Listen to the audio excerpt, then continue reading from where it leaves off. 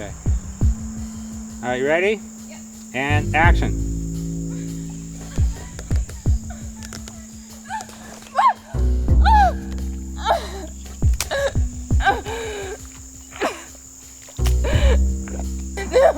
No.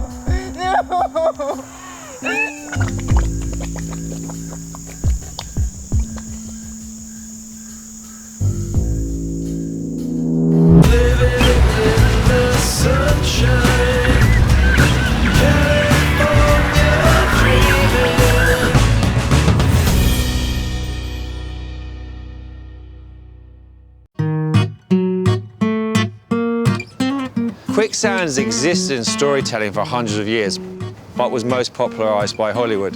So we're here in LA to meet major screenwriter Jonathan Hinsley to discuss how quicksand is used in cinema and what happened to it over the last few years.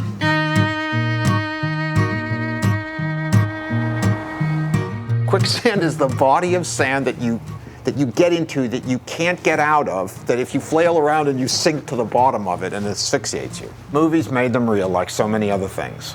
As a screenwriter, you have to get the audience to buy into that all of this is real, that it can actually happen, that it is happening in front of you, and if you do that successfully, you've won. And it had a good long run. The audience couldn't get enough of it. In the 1950s, Quicksand exploded onto Hollywood's silver screen, helping to provide a unique way of creating sexual tension during one of Hollywood's most conservative eras.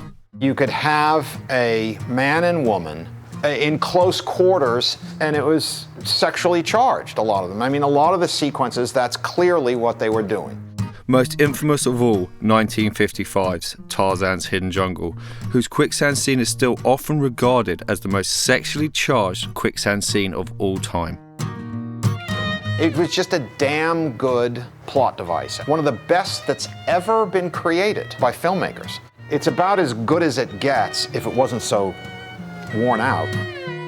Its popularity skyrocketed by the 1960s, when 1 out of 35 movies made involved a quicksand scene.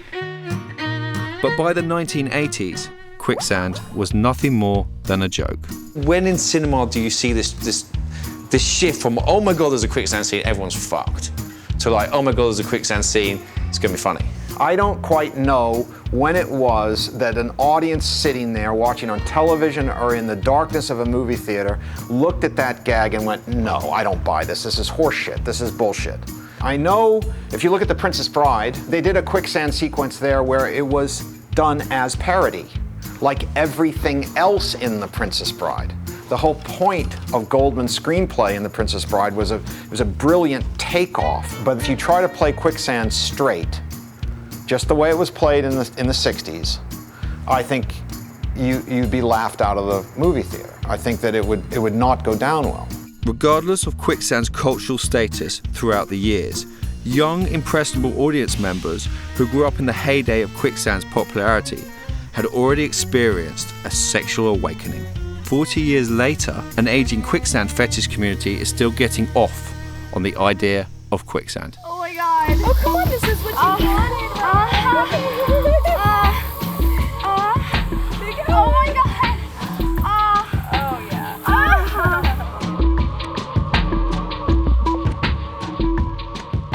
It says Annabelle's safe place. Yeah, it's something she uses at home. I mean, it was kind of a new concept for me, but she was obviously used to being in the cage, you know. Dave runs Mud Puddle Visuals, a production company dedicated to making high-end quicksand fetish films. I knew there was something going on when, you know, the first orgasm I had, I was fantasizing about, you know, one of my junior high classmates up to her knees in mud, you know, so I was like, yeah, no doubt. So that was really the beginning of some, you know, rather obsessive behavior. So then you started collecting. How did that progress as you got a little bit older? Yeah, okay, so you move into like, you know, the early 80s. And video stores. You know, I would scour the adventure area, the horror area, the sci-fi area, you know, started really, you know, collecting scenes, you know, because you take 2 VCRs, you know, you start compiling little, what we call clip tapes. How much were you spending at the height on the tapes? Yeah, probably about $200 or $300 a week, and I had probably the second or third or fourth website that was Quicksand centric, on the internet. So I offered this service of clip tape compilations, on VHS. Became kind of a financial lifestyle, so to speak. The voyeuristic aspect drove me to collect scenes, during back in the VHS days, and recording things off of cable and whatnot.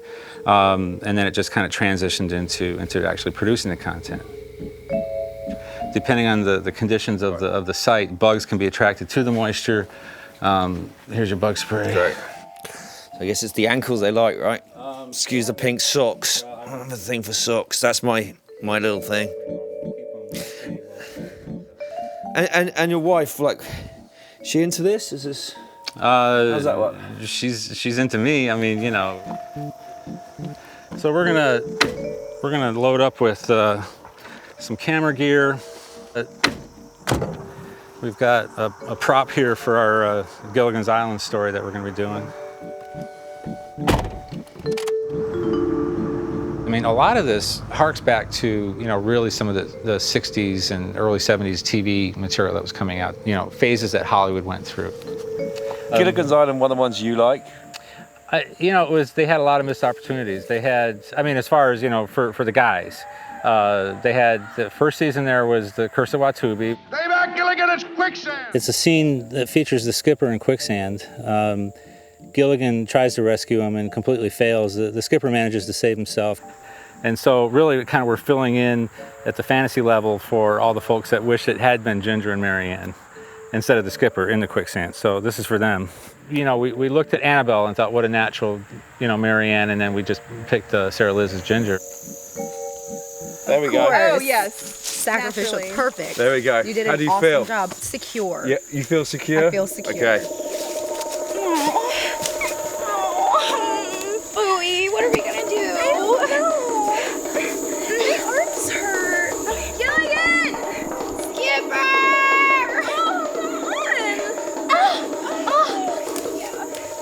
All right. So you use the characters a little bit from the... Oh yeah. No, we want that hook. We want the memory to come back for these guys. Like they know a character and they feel comfortable with that. And they're like, hey, I know that. Click. And it's just super relatable for people.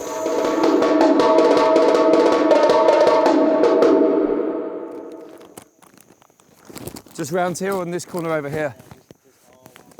We call it the Hollywood pit because it invokes the memory that a lot of folks in my generation have of TV shows and whatnot back in the 60s, where you had this like dry, bouncy quicksand. It kind of, the way it moves is kind of eerie, right?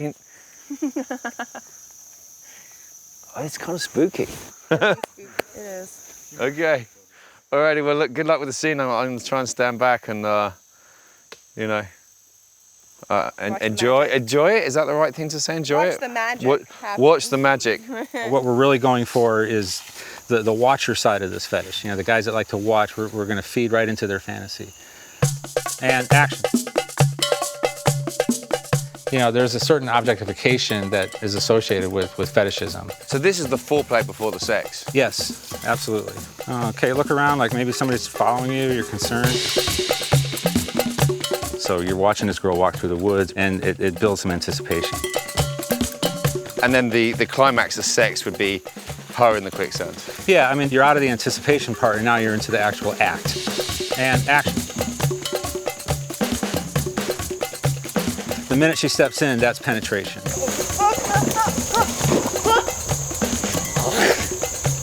Okay? And it's all down from here, okay? There's nothing else. You're trying to find something, you're not going to be able to find anything. And then let's just give us a nice submersion, make it go about 1.5 minutes from this point, okay? And then as she's sinking deeper and deeper, you get this arousal that builds and builds and builds.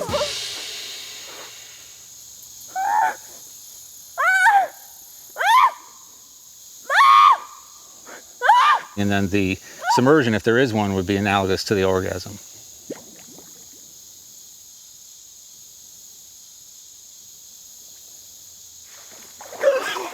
Excellent. There you go, well done. At the end of the day, it's the emotion that the model provides that is going to sell the quality of the scene. I have to say, for watching my first real quicksand submersion, it is pretty sexy. So, Do you enjoy it? Yeah, I loved it. I'm like, oh, it's like a rush. You know, like I just died, but I got to get up and walk out. You're gonna love all the other stuff. You know, it's all different. It's fun. Oh, I don't want to go back. I don't want to go back to prison. I can go back.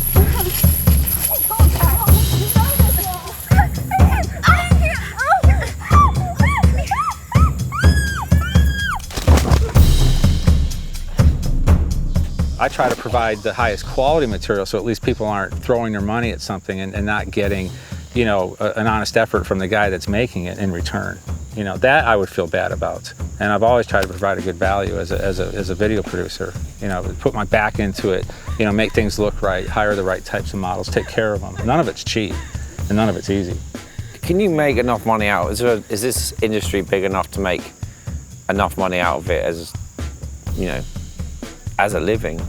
Not strictly the quicksand part. That's why I'm automatically diversified into mud and quicksand. So you do mud and quicksand? Mm-hmm. Absolutely. But between mud and quicksand, you can make a living? So far. Bye to that, man. After our day with mud puddle visuals, we headed north to visit Nessie, the biggest star in the quicksand fetish scene. For over a decade, she's been driving men wild. But it all started when she posted these self-portraits online.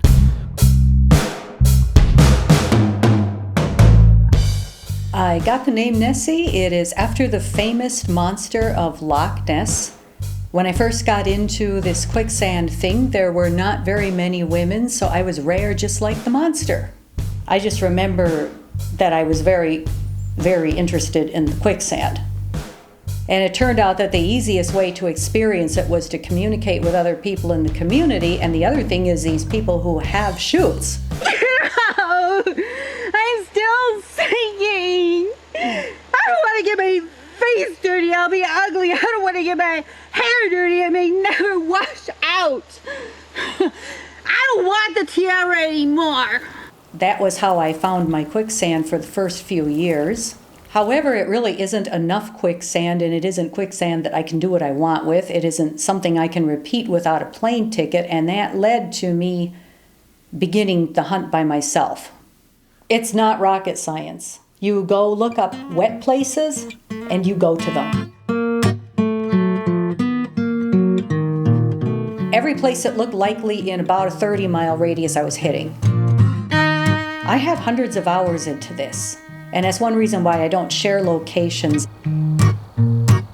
After a little convincing and giving her my word several times that we would conceal the location of her bog, Nessie agreed to take us to her most private and prized pit. Am I supposed to take all my clothes off here? No, What do you mean no? you don't take your clothes off. Oh. It's all right. I mean, I'm all right with it. Well, okay, I'm going to close my eyes. Another secret of sinkerhood is that you wear your swim stuff under your clothes. Okay, well. So you're never naked.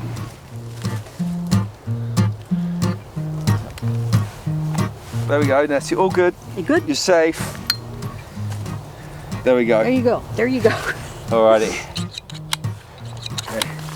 Oh, I brought hand warmers.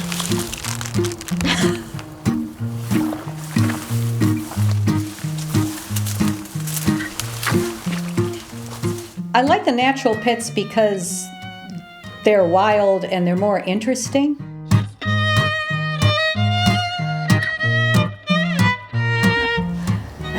I like you wearing jewellery for the occasion. What's it from? Titanic. Oh, it's from the I invent a name for my mud pits, and this one I call Massivia. And you don't want anyone to know because you don't want your spot being blown up by other sinkers? Well, they won't explode it. They'll appropriate it. The last thing you want to do is go to your mud pit and find somebody already using it. So is that why you've been so secretive about where we've been going and filming no road signs? Yes. What can I We're- tell people about where we are?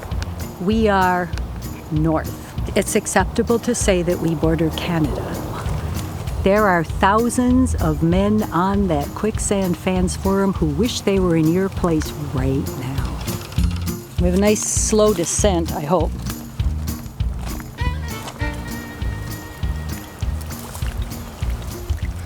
Is it gripping you? Yeah, nice way that I like it. Yeah. It's the ultimate low-impact activity. It is, isn't it? Oh, yeah. That's good. It's a tactile, physical sensation. To me, there's not really a story. I just like submersions without reason. Right now, what are you experiencing? Very comforting. It's quite heavy, thick, huggy, you know, like an all-over body hug. Yeah. The texture of it's actually... Yeah, nice. It's smooth. Enough exposure to a thing and you begin to regard it as normal. And then after a while, you open yourself up to the pleasure of it. That's my leg. I wish that more women would speak out, especially since I am getting older. If the girls don't show up, there isn't going to be anybody to take over for me. But I really don't think that the interest is going to die. I think the media doesn't do quicksand the way they used to. Like, I can't think of too many modern quicksand scenes. Everything that comes to my mind is old. I actually could almost sit here and read the newspaper. Yeah, you could. It's like sitting in a big bean bag, Yeah. only it covers all of you. Yeah.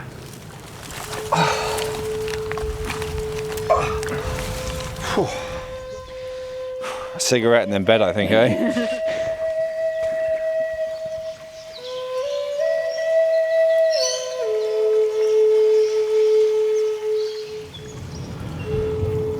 So we just arrived in Little Rock and we're going to be driving a couple of hours out into pretty much the middle of nowhere.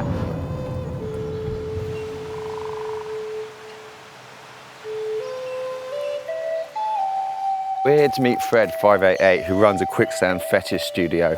The concept of his business is that he rents out quicksand pits to anyone who wants to come down here and make a quicksand fetish movie. But his business is a little bit more diverse than that. Unlike Dave, who does it to meet his own desires, Fred takes online requests. Mainly, I film quicksand scenes for people who like to watch quicksand scenes. You take individual requests? Sometimes they want a specific combination of wardrobe. Sometimes they want to see or hear a particular line, like their name. Oh no! I'm sinking! Lexington! What I really like about your work is that there's a narrative and there's a story. It's not just... I really think that's important. Any last words? You wouldn't. We've done comedic, sometimes erotic, sometimes dramatic. You stupid motherfucker. Well, do you have any last requests before you go in that mud? Can I take my shorts off? Very well. I think that telling a story really makes it much more valuable. It holds people's interest more than once. I like to do that.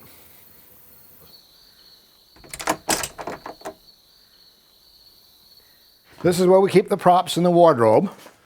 Basically, it's just a big barn kind of a building. I got quite a collection. We're going to do a scene. What are we going to do? A reenactment of the Tarzan's Hidden Jungle scene. Well, it's just a classic scene.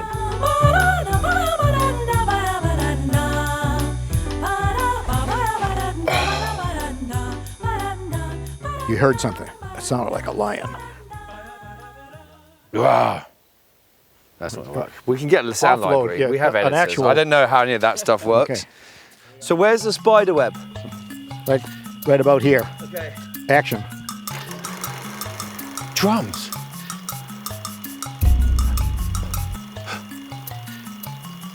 Man, sick.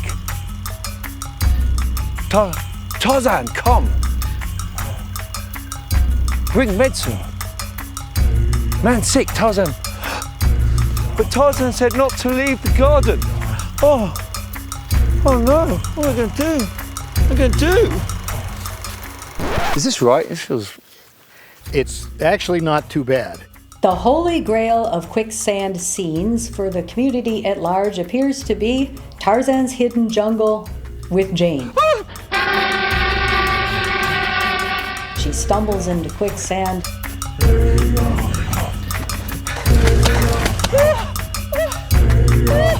And Tarzan comes and rescues her and pulls her out. I think that all the guys in the community wish they were Tarzan. Tarzan, throw me, you're fine! Throw me, you're fine! There's this precious, just a few frames really showing the whole setup with him up in the tree and her down there. Just a complete package in terms of a quicksand scene for the fetishist. Yeah, Tarzan's Hidden Jungle, that Vera Miles scene, yeah, it's right up there. I don't think it's been rivaled ever. To this day, that scene satisfies. See when she's lying on the riverbank or the quicksand bank. Oh, that was completely sexual. Oh yeah, she was moaning. You close your eyes and you listen to Vera Miles and you think, is she having sex?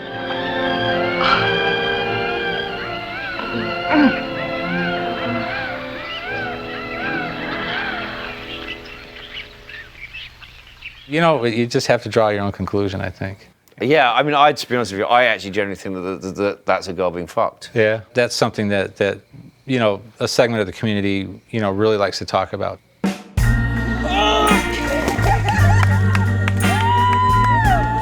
I think I want to get out.